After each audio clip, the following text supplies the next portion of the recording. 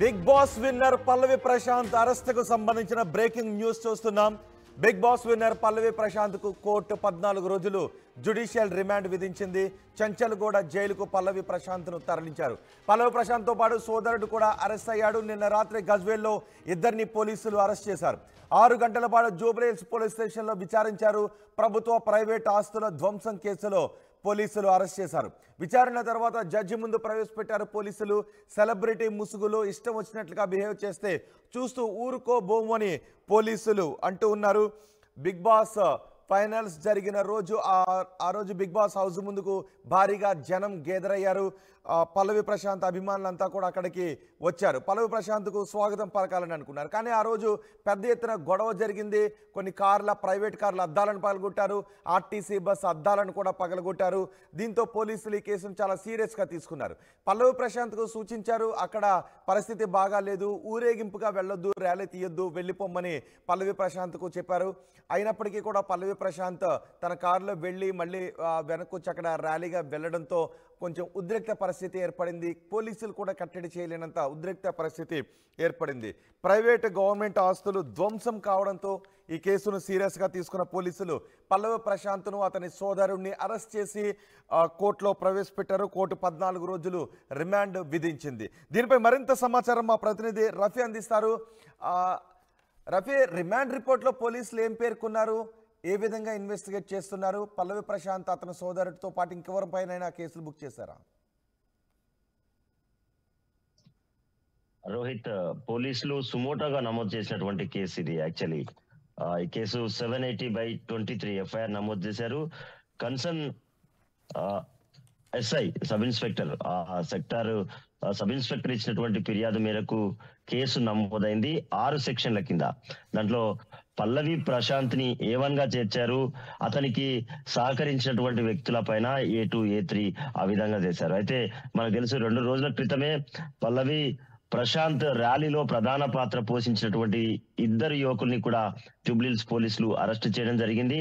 అయితే 2 రోజులుగా ఆయన అప్స్కాండింగ్ లో ఉన్నారు. పల్లవి ప్రశాంత్ పైన ఎప్పుడైతే కేసులు నమోదయ్యాయో అప్పటి నుంచి అతను పరారీలో ఉన్నట్టుగా పోలీసులు ప్రకటించారు. ప్రత్యేక బృందాలను ఏర్పాటు చేసి వెతుకుతున్నటువంటి సందర్భంలో మీడియాలో వార్తలు తెలుసుకున్నటువంటి పల్లవి ప్రశాంత్, నేను ఎక్కడికి పారిపోలేదు, నాకు విపరీతంగా మొబైల్స్ కాల్స్ వస్తా ఉన్నాయి కాబట్టి తన ఫోన్లను నేను స్విచ్ ఆఫ్ పెట్టానని కూడా ఆర్టీవీకి అతను ఇచ్చినటువంటి వాయిస్ లో మనకు కనబడింది. దాని తర్వాత పోలీసులు నేరుగా గజ్వేల్లోని ఆయన స్వగ్రామానికి చేరుకున్నారు. కొల్గూర్ అక్కడికి చేరుకొని జూబ్లీహిల్స్ పోలీసులు 3 బృందాలు వెళ్ళిన తర్వాత అదుపులోకి తీసుకున్నారు. నోటీసులు సర్వ్ చేయడం కూడా జరిగింది.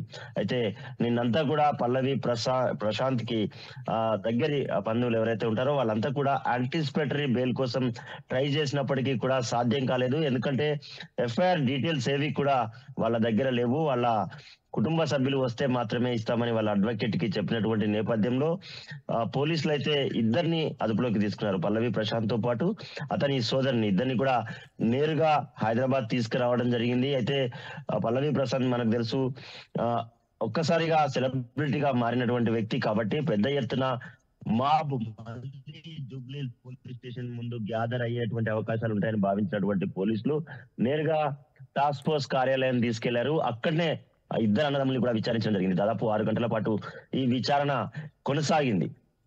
6 సెక్షన్లకు సంబంధించి వివరాలు సేకరించారు. ఎందుకు మీరు పోలీస్ ఇన్స్ట్రక్షన్స్ ని ఉల్లంఘించాల్సి వచ్చింది, ఆ రోజు పెద్ద ఎత్తున గ్యాదర్ అయినటువంటి యువకులు అదుపు తప్పుతున్నటువంటి పరిస్థితిని మీకు వివరించాము, ఇక్కడ నుంచి వెళ్ళిపోవాలని సేఫ్ గా మీ కాన్వాయ్ ని ముందుకు పంపించాం. దాదాపు ఫిలిం నగర్ వరకు వెళ్ళినటువంటి మీరు మళ్ళీ రిటర్న్ రావడం మూలంగా 2 గంటల పాటు అప్పటికే రాత్రి 1 గంట సమయంలో కంటెస్టెంట్స్ అంతా కూడా వెలుపలి అన్నపూర్ణ స్టూడియో నుంచి బయటికి వచ్చారు. ఆ సమయంలో పోలీసులు భారీ భద్రతా బందోబస్తు కల్పించారు. మాబులంతా కూడా చెల్లా చెద్దరు చేసి ఈ సెలబ్రిటీలను అందరినీ కూడా బయటికి పంపించారు. అయినప్పటికీ ర్యాలీగా వచ్చి మళ్ళీ రోడ్ నెంబర్ 5 నుంచి అన్నపూర్ణ స్టూడియో ప్రధాన గేటు వైపు చూసుకొచ్చేటువంటి ప్రయత్నం చేయడంతో అక్కడ పరిస్థితిని కంట్రోల్ చేయలేనటువంటి పరిస్థితి. పోలీసు వాహనాలతో పాటు ప్రైవేట్ వాహనాల పైన రాళ్లు రువినటువంటి పరిస్థితి. అయితే ఈ కేసుకు సంబంధించి ఇప్పటికే 2 అరెస్ట్ అయ్యారు. పల్లవి ప్రశాంత్ తో పాటు వాళ్ళ సోదరుడు, నలుగురు అయ్యారు ఈ కేసులో. ప్రస్తుతానికి నలుగురిని అరెస్ట్ చేయడం జరిగింది. అర్ధరాత్రి ఏంటి సమయంలో పల్లవి 1 గంట ప్రశాంత్ ఏం తర్వాత చెప్పాడు పోలీసులకు? పోలీసుల ఇన్వెస్టిగేషన్ లో పల్లవి ప్రశాంత్ ఏం చెప్పాడు? ఎందుకు పోలీసులు వెళ్ళిపోమని పంపించినా మళ్ళీ పల్లవి ప్రశాంత్ ఎందుకు వెనక్కి వచ్చాడు? మనకు అందుతున్నటువంటి సమాచారం ప్రకారం విచారణలో పల్లవి ప్రశాంత్ జరిగిన ఘటనకి చాలా నేను కూడా బాధపడతా ఉన్నాను, కానీ ఏం జరిగిందనేటువంటి విషయాల్లో తనకు పూర్తిగా తెలియవు. 100 రోజుల పాటు నేను అన్నపూర్ణ స్టూడియోలో ఉన్నాను. ఒక సాధారణ కుటుంబం నుంచి వచ్చినటువంటి వ్యక్తిని.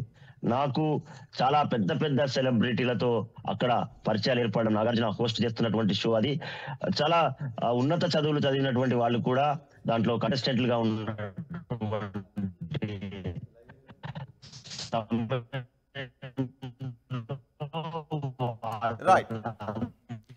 రైట్ రఫీ, పల్లవి ప్రశాంత్ను పోలీసులు అదుపులోకి తీసుకున్నారు. పల్లవి ప్రశాంత్ తో పాటు అతని సోదరుని కూడా అదుపులోకి తీసుకున్నారు.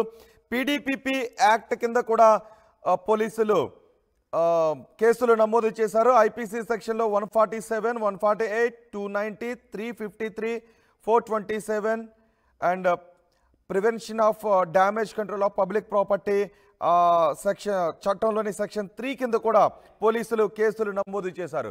నిన్న రాత్రి